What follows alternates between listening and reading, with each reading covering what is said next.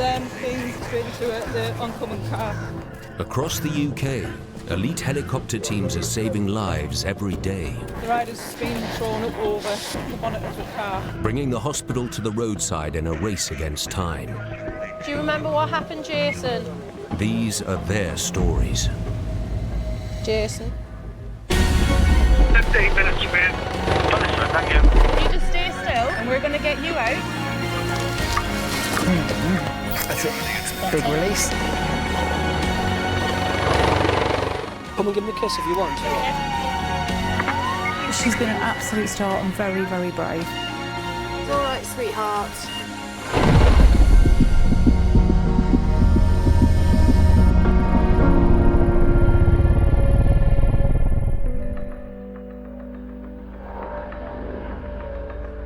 The East Anglian Air Ambulance has been saving lives from their base at Norwich International Airport for 15 years. I'm from Hungary. I come over to work with East Anglian Air Ambulance around, on average, 2 days a month. My UK experience definitely helps me to be a better doctor and provide the best possible care for the patients. We've been to the moon and back, but we still keep drugs in glass vials, which means that even with the best of care and intention, sometimes they cut you. Do we have a plaster? Good question.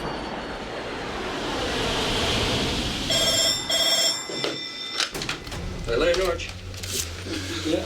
Lorraine, Way. Cardiac arrest on the golf course.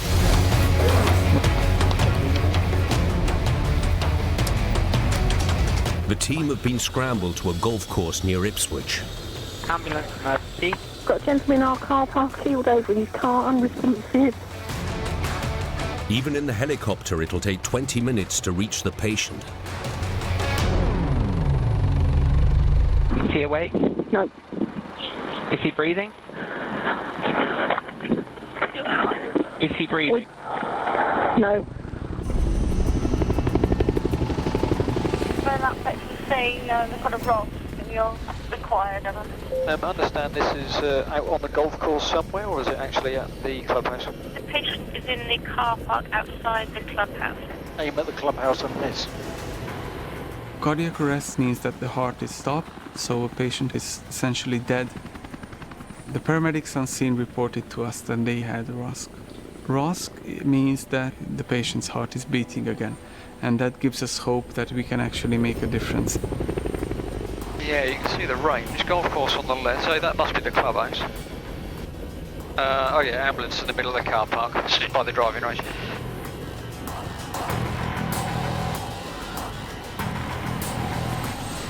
Take off only one on the ground. When we arrived on scene, the paramedics were doing resuscitation and CPR. Here are chaps. With patient. Which meant that the patient is back in VF cardiac arrest. He essentially died again. What's the story? We found him unresponsive in the back of his car. A colleague and myself ran in, grabbed our defibrillator, put the pads on. It decided it needed to shock him straight away, so it did that. And I proceeded with CPR and mouth-to-mouth until the emergency services arrived. We've turned up, confirmed the VF. He's had 2 further 200 joule shocks from us. Yep. Ross was achieved there. Yep. And then went back into VF. He's just had 5 further shocks, and that's where we're up to. Thank you. When a heart needs several defibrillator shocks to restart again, that means that this is a time-critical situation. Okay, ready, raise, lift, hand over.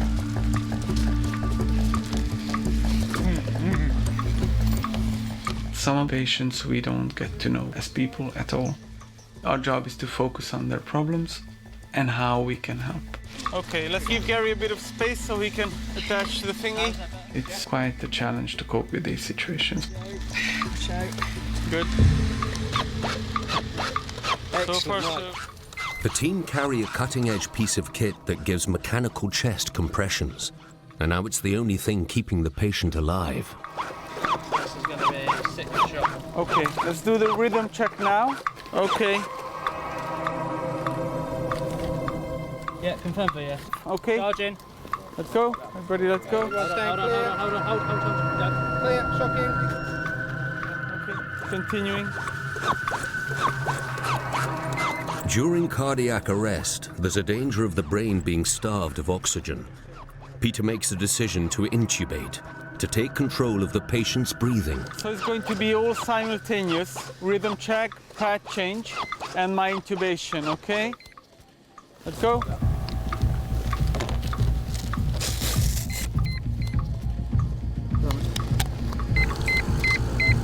Tube is bougie through the cords. My bougie, your tube. I've got the tube. Tube is through the cords, 22 centimeters at the teeth. We connect. Okay, We go back on the tie, your tube.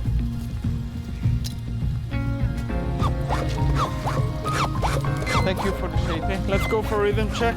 Stopping. Rhythm. Is he in VF? Yeah. Okay, let's shock him then. Okay, so charging. Yeah, got it. Okay, everyone clear? Clear. Shocking. You good? Is there recognised? There was a rhythm. There was a rhythm. Yeah, after the shock. Okay. It's 20 minutes in, and finally the patient's heart responds. We've got sort of an output. If you would be okay to give 1 milligram of atropine, please. Heart rate of 117. Yeah, that's better. So we've got blood pressure of 171/108. That's nice. Have you got anything? You want to keep this fluid coming? Yes, but it's getting weaker. The good news is short-lived. It's just for... We're going into VF again. Show me. Okay, shock, yeah. Shock. Shocking, clear. This gentleman had very short episodes of his heart returning to normal, and then his heart stopped again. Many times. All clear, shocking. Let's give an adrenaline, please. Back on there again then. Not many people do survive these episodes, but it's your job. You don't quit. Everybody stand clear, top to the bottom, shot. The patient has been in and out of cardiac arrest for almost an hour. To have any chance of survival, the team now need to get him to hospital. So guys, it's very, very unstable, so we should roll to Ipswich. So once he's in, we should give 1 more milligram of adrenaline, please. Okay, rhythm check, that is VF. Hold on. Yeah, it is. Adrenaline's in, 1247. Ready to shock, hands clear, shock. Back on the chest again, green button, thank you. Yes? Ready. Yes, hello, my name is Peter. I'm one of the doctors at East Anglian Air Ambulance, and we're bringing you a patient by road. He's about 50 years old. He's had an episode of cardiac arrest, and he's coming in and out of cardiac arrest. I know it's quite unusual.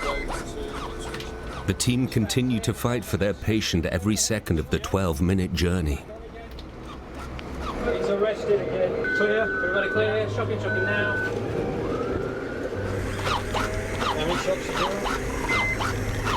Many. 15-ish, yes. 6 of them. 6 shocks. That's more. So we'll do a rhythm check when we arrive, and then we'll just take him in. If he has a ROS, happy. If he doesn't. Despite all Peter's efforts, his patient's life is hanging in the balance.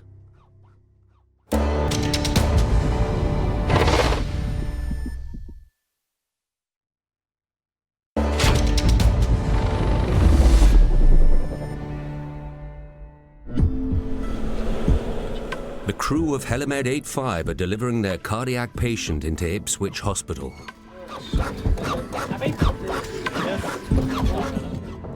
He's had continuous CPR for over an hour. So let's leave him on the autobus for now. So this gentleman is quite difficult. He's about 50 years old. He has short episodes of ROSC. He's quite adrenaline dependent. He's had multiple shots. Original call time was about 90 minutes ago now. 9-0. Everybody ready? Ready, steady, slide. Yep. Pulse check. Pulse check. Can anyone feel the pulse? That's it, we have shock. Stand clear. Right, okay. Start CPR. Start CPR. Let me know when 2 minutes is over, please. I don't think I've ever experienced a cardiac arrest incident quite like this one. Sometimes, despite our best efforts, it's not enough. It's now up to the hospital staff to continue the fight. Entrance to God's country. Yeah. Are we going to Yorkshire? In the northeast of England, it's been a busy start to the day for Helimed 63. Dr. Dave Bramley and the team have just returned to base from their second emergency call-out. Some days are absolutely non-stop. You just have to keep going and get through it. You can't slack off. Everything you've got to do to a high level. The consequences can be huge. Blinking, flipping. People are depending on us. It's an intense job, and juggling family life around it can be very difficult. It's particularly hard for those of us with younger children, but somehow we get through, we manage. We're coming through that stage where we're having to get up through the night, and he's been a good boy. Just filling full of food all day, and he's just unconscious for 12 hours. That's enough. Those of us with older families have a fair share of dramas too. This is my daughter's GCSE results. Hey, sweetie. Right, go for it. Teeside air desk. We can be there in about 12 minutes. Jay? Yeah. Gateshead. That's all the dishes. Sorry.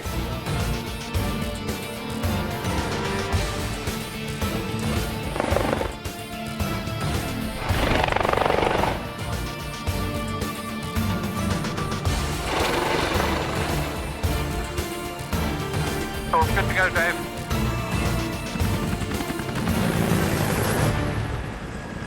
A really annoying fly in front of me. Yeah, I've seen that, mate. If he comes this way, I'll dispatch him.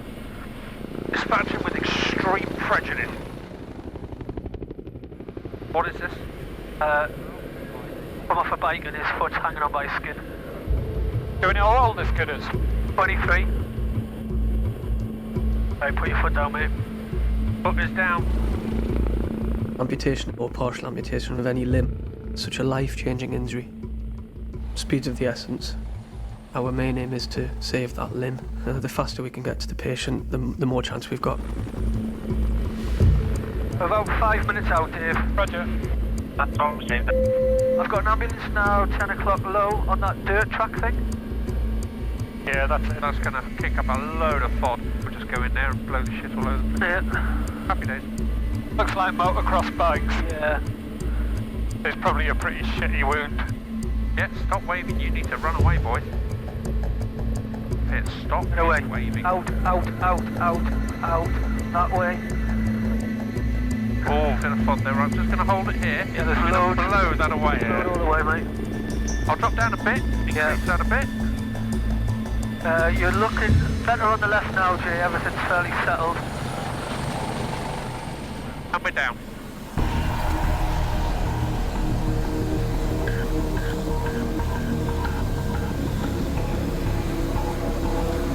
Hello. Hiya, how are you doing? Hello, I'm one of the doctors with the air ambulance. I'm just going to hear about you. We'll get you sorted out. Got some cat on the... Yeah. We were just having a massive Buddha. He's jumped on the bike and he's just come out of the jump a bit too fast, really. That was it. Just come down on the jump and think I'm not going to make it, so he's kicked the bike away and landed on his foot. Right. Slow and steady on that. Right. We're going to get you. Right. Listen, we're going to get you some medication. Makes you feel pretty sleepy, pretty giddy. All right. Air ambulance, James speaking. 27-year-old female stabbed in the head.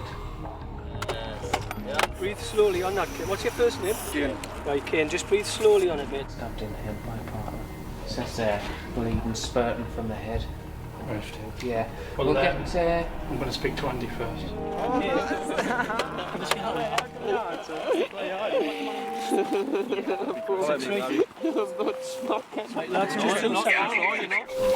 Yeah, I've got a report of a patient being stabbed in the head in Blythe. Are you definitely going to be taking the patient you've got over? Stabbed in the head in Blythe. Do we know a GCS? Yeah, we could move, Stu, if we needed to. If you can get details. There's a stabbed head that's just coming through. We can top up analgesia and go. I'll give you a shout back though. We sometimes have very difficult decisions to make, weighing up priorities. So in this case, we had the young man with a very nasty lower leg fracture versus a potential life-threatening head injury.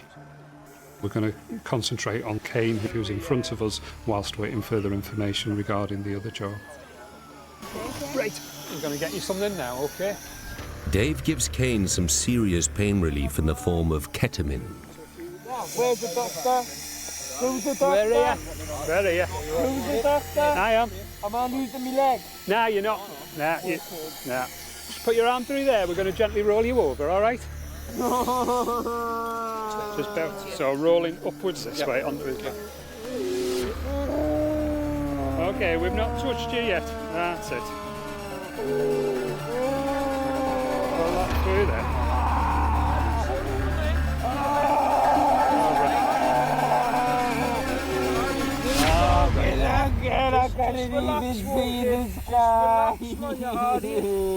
There you go.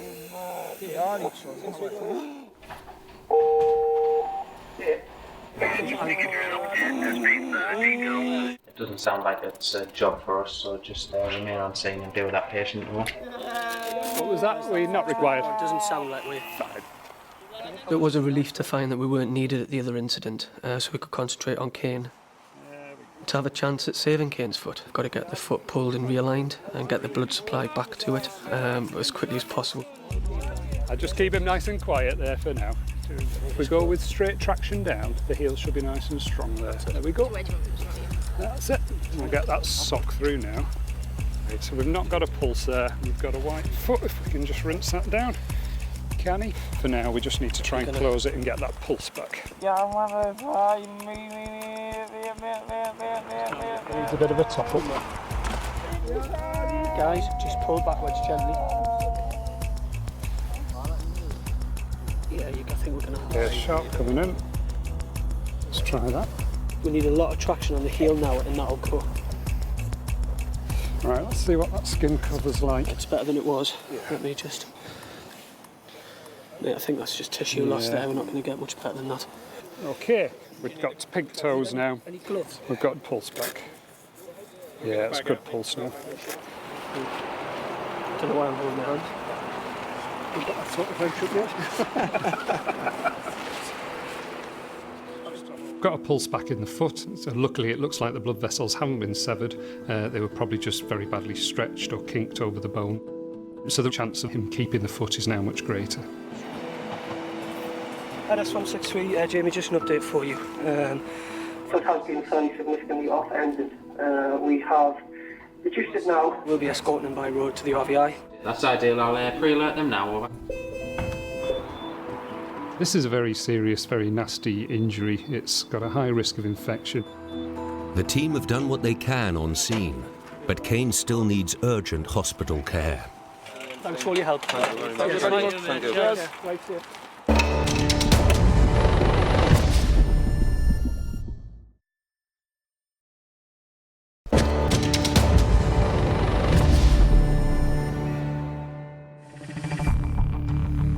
In Newcastle, the Teeside Air Ambulance team have just arrived at the Royal Victoria Infirmary. Fucking Sunderland, like! 23-year-old Kane is under the influence of some serious pain relief for his severely fractured ankle.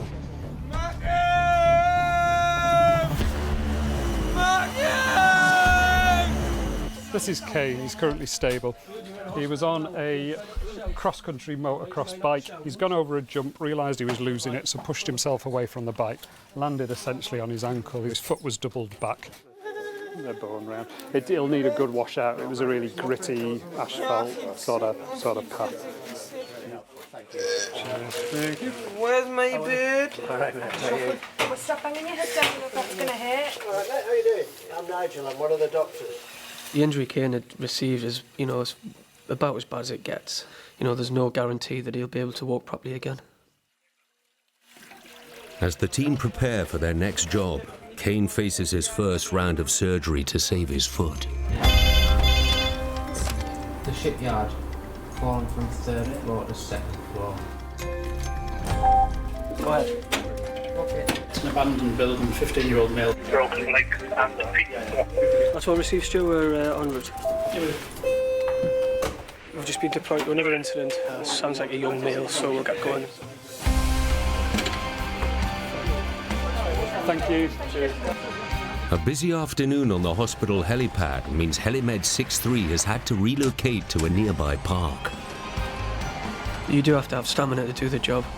Some days are pretty relentless. You just have to dig deep and get on with it. Right, happy in the back? Yeah.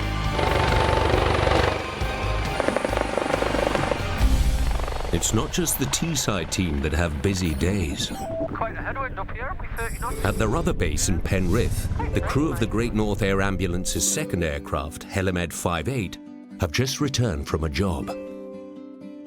You never know when the phone's going to ring next. So you have to try and squeeze essential jobs in when and how you can. So pilot's work's never done. Don't tell my wife I can do this. The emergency calls come in at Teeside, 50 miles away. So our base can be quite a lot quieter, except for the wildlife. Yeah, I'm about to get stung by a wasp. Hey Rachel, I've got a job for you. It's RTC, car versus motorcycle in Spennymoor.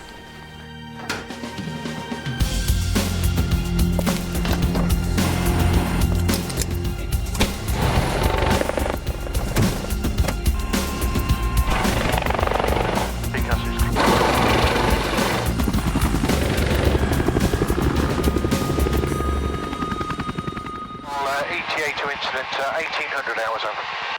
That is received, over. Welcome to the middle of nowhere. When we're called to the motorcyclist versus a car, you're immediately thinking life-threatening injuries. In a remote area, the helicopter brings not only speed, but extra skills that can't be provided by the land crew. 2 miles. Which side of that little village is it? I think it must be somewhere along there, I think. It's right, 11 o'clock. We've got vehicles at 11 o'clock on the road. Access. What about in the field with the bales are here? Is there a brown field? Mate, there is a gate in the corner. There's a gate in the corner, you're right. Yeah, it might be a bit soft because of the guys, I don't think there's any access there. There is in that other field on the other side. Going over. Okay.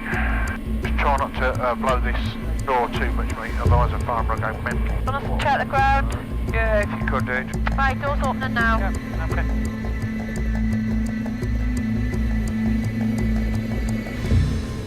Yeah, you're on solid ground.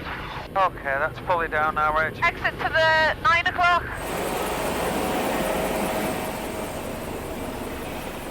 Yeah, that's received. Fire right off, Stephen. Roger. Motorcyclists being straight into the oncoming car. Right. And what's happened to the motorcyclist? The rider's sort of been thrown up over the bonnet of the car. Well, I was coming this way and the motorbike come around the bend and just head on basically. Couldn't have prevented it. I just had to stop, jumped out and went straight to see the bike, made sure he was conscious. But it was not a pretty sight, I can say that. Hiya, I'm Rachel. I'm one of the doctors from the air ambulance. This is 46-year-old Jason. Impact, hello there. We're looking at probably about 45 miles an hour. Do you remember what happened, Jason? No, that's fine. No. Do you know what day it is now? Jason, deep breath. Have you got any pain in your chest there? No. You're sweating. Is that sore there? Both sides? Has he got a pulse in that hand? He didn't have. Yeah, and he's white everywhere. Jason is pale, clammy, with a rapid heart rate and a low blood pressure to the point where we can't feel a radial pulse. These signs confirm that Jason is in shock. He's bleeding into his abdomen and pelvis. If you keep squeezing that fluid, tell us when you're nearly done. With internal bleeding, the patient needs surgery to control the bleeding, so needs to get to hospital as soon as possible. Let's go. Done? Just squeeze it through here. Don't let any air come below lower than there, okay? Giving fluids improves blood pressure, but it can't carry oxygen to the organs, and it dilutes vital clotting agents. Right, I think speed is of the essence here. That's it, stop, that's it. Jason, are you with us? Hang in there, mate, you're doing grand. All right, keep talking to us. Ready, steady, lift. Well done, Jason. The Great North is one of the few air ambulance charities that now carry blood. Terry, have you got the blood there? A transfusion during the 15-minute flight to hospital could make the difference between life and death. We need to be high enough up to lift rather than slag so it won't drag on the stretcher. Yeah. Right, we'll get some blood going. We'll get you some painkillers as well, Jason. Have a 45-year-old male on board, high-speed motorcycle accident versus car. KO on scene, query the spine, query abdo and pelvis, and a right-sided fractured wrist. 15 minutes. 5-8-15, 15 minutes from now, over. Right, we're ready to go, yeah. It's going to be about 15 minutes. Can I give you a pre-alert, please? Trauma call. So this should be red cells. Red cells. O negative. Oh, negative. Expiry date. They're bringing in a 45-year-old male motorcyclist. He will be receiving blood and TXA en route. Bag number G096 715 204 943J.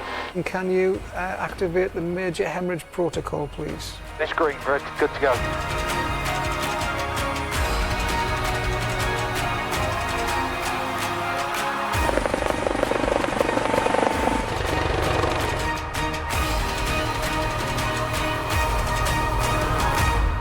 Looks fairly pale, doesn't he? Yeah, very. Hang on. About 2 minutes. If you need to be loose, then that's fine.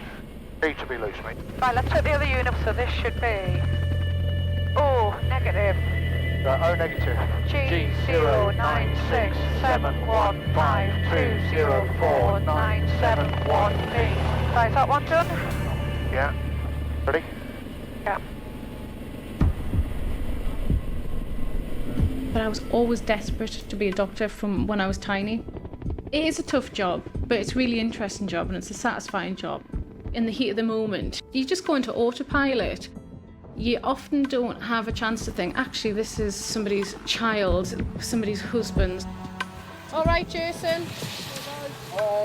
We're giving you some painkillers and morphine coming in now. You've had some blood. Well done, Jason.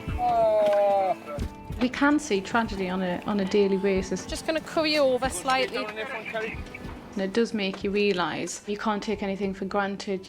I'll squeeze the rest of that blood in and then we'll stop. This is Jason, he's 45, high-speed motorcyclist versus car thrown from the motorcycle. Initially knocked out, chest has got reduced air entry on that right side, no radial pulse initially palpable.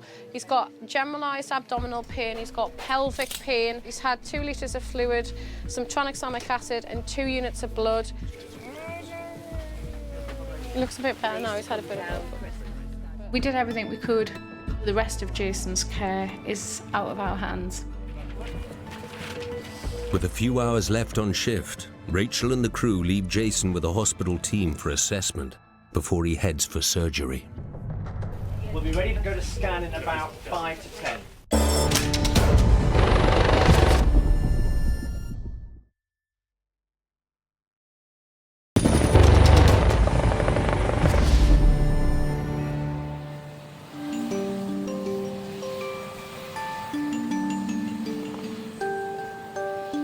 In Norwich, the East Anglian Air Ambulance team are nearing the end of a 10-hour shift.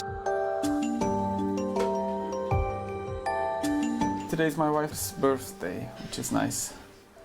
But I'm here, which isn't, but doesn't matter.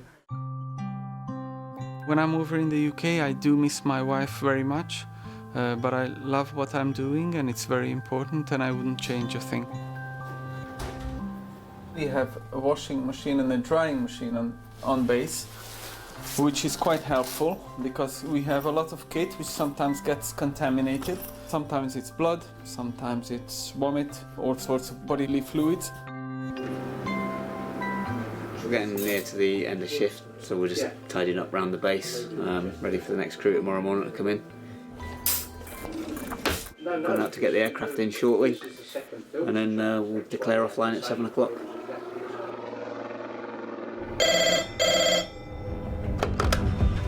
Hello, Anglia 1. Yeah, no, we can still fly. Very nice. Cheers. Thanks, Rick.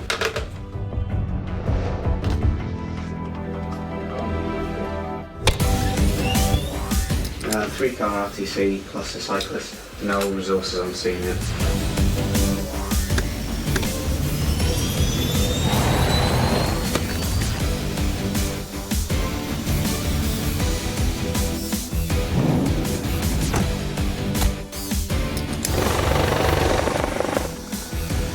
Echo Alpha, Anglia 1 mobile.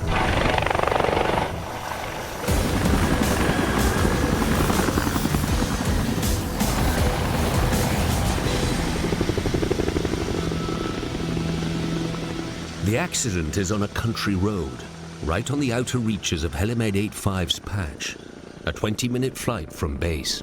Must be quite serious, is it? Because it's quite a long way. It is in the back of nowhere. I was a gardener when I was about 19, and I can remember it very clearly, seeing helicopters flying over, and I thought, that's what I want to do. Learned to fly in the army, 17 years offshore, and now most recently into the air ambulance role. We're going to be landing sort of 20 minutes before dark. Yeah, I was lucky. Yeah. Pilot flying hours are highly controlled. If you get a late call, then you have to consider whether or not you can extend to the regulated maximum. Addenbrooke's is lit until 9 o'clock at night. Addenbrooke's till 9, okay. You need to be back in Norwich by 9, don't you? Yeah. They're commencing a gentle descent. This is the road. Road is right. Blue light's just in that tree line just below there, so it's that junction. Okay, tail's coming right. Got a gate there. Got a gate on it, yep.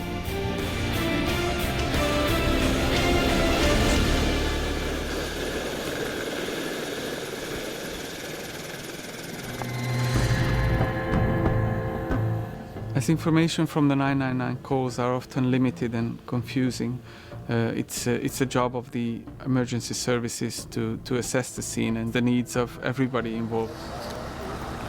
Hello, this is Margaret. She appears to be the most injured of the 3 people. We've also got a gentleman sat down here, and a lady and a child on there, and they all seem to be okay. So it seems that the neighbor and the husband of this lady is already at scene when we arrived, so she probably isn't very far from home. Margaret, can you tell me how your breathing is? Not good. Not good. Do you have any pain anywhere at all? All my leg. My ankle is killing me. Yes. Your left ankle is killing you, yes? A pain in my left arm. Yes. And how about your chest? Yes. Okay. Take a deep breath for me.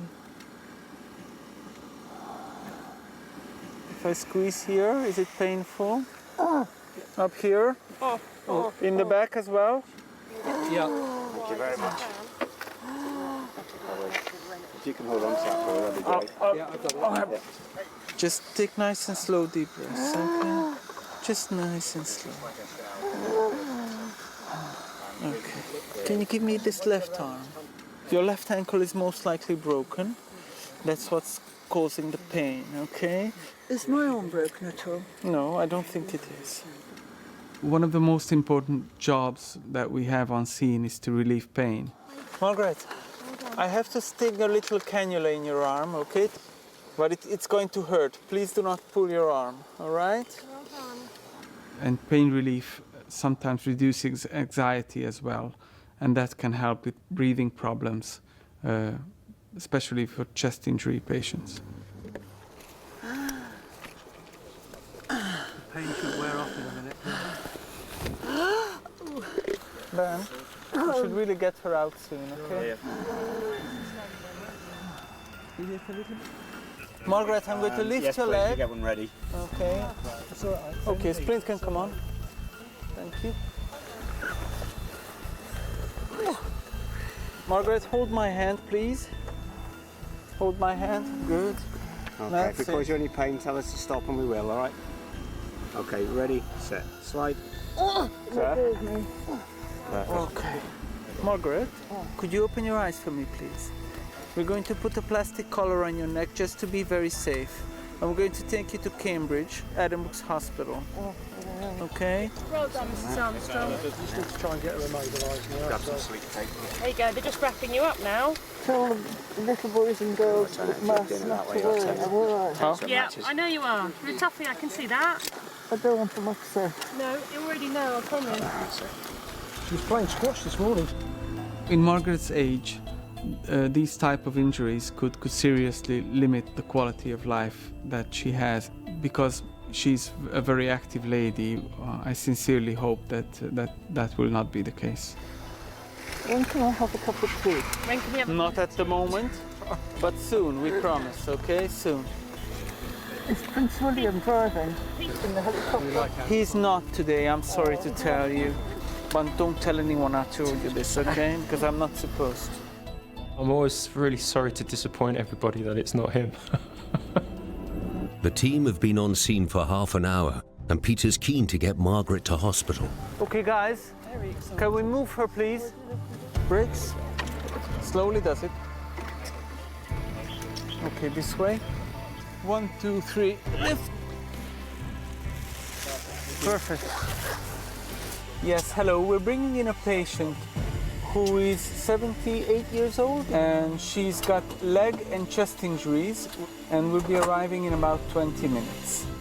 Just have a really good check, make sure you're, because it's quite dark. Yeah. Clear left, leg to the rear. All good to the left. Thank you. That's good.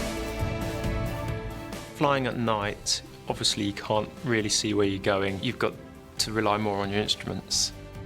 It's all about teamwork, it's all about communications. Can you see the helipad lights now? There's 3 green lights just alongside that strip of street lights. See? Yeah, that's the helipad. That's it there, thanks very much. Okay, 30 seconds to landing. Okay. Shortly to turn right. Go Alpha Anglia 1 at the pad at Addenbrooke's are. I have to be taken off at 8:30. I did hear that PM. Yeah, no, we'll be quick. Bet you that loaded it difficult. Okay, let's roll the trolley. A little bit more. Let's go.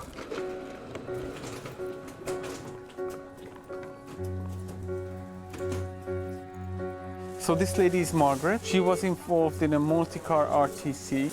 She might have some left-sided rib fractures, possible sternal fracture, and a possible broken ankle with some soft tissue injuries at the ankle and at the knee. Come to the end of the duty period for us and the pilot. The pilot hours are quite strict. He absolutely has to be back on the ground at Norwich Airport by 9 o'clock. So that's the rush that we're in now. You take care of yourself. Thanks. Bye-bye, Margaret. While the team hurry back to base, Margaret's injuries will be fully assessed before she heads to theatre for surgery on her ankle.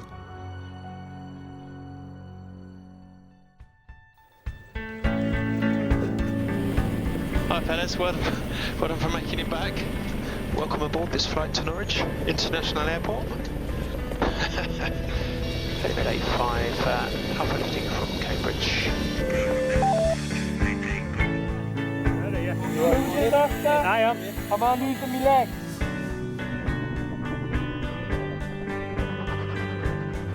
This job is great. I'm really enjoying doing this flying.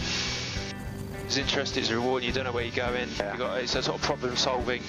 I enjoy all that stuff. Hang in there, mate, you're doing grand. Terry, have you got the blood there?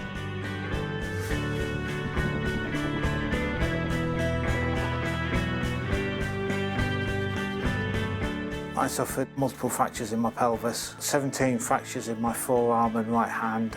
I completely shredded my bladder, prostate and urethra. Very good to be at home, but you realise just how much things have changed. The air ambulance being able to carry blood, I think, is a lifesaver. Had it not been for them, it would have been a different outcome.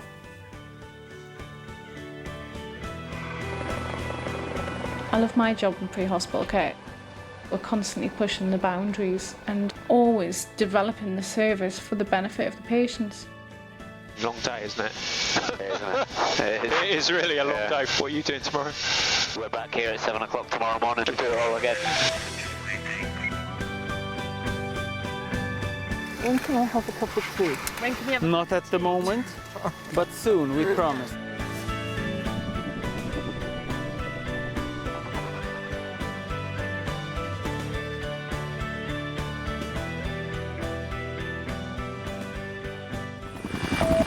Echo Alpha, Anglia 1, back at Norwich Base, over. Echo Alpha, Anglia 1, received. Good night, over. Okay. This is going to be sickness shock. Okay. Hold on. Go. Clear, shocking.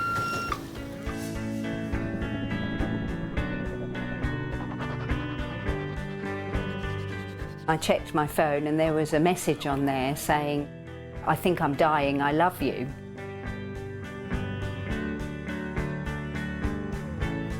What can you say to somebody who saved your life? I am so thankful to everybody who's done all these things for me. You know, we have a huge debt to people we don't know, to people we've never met. It's just amazing. I do feel like I've had a second chance in life. I'm trying to be a better person, even though my wife doesn't actually think I've managed that yet. We're working on it. At the end of a shift, if you found that one of the patients survived against the odds, and it's a happy story, then it's a wonderful feeling. It's brilliant. It's difficult to compare to anything else.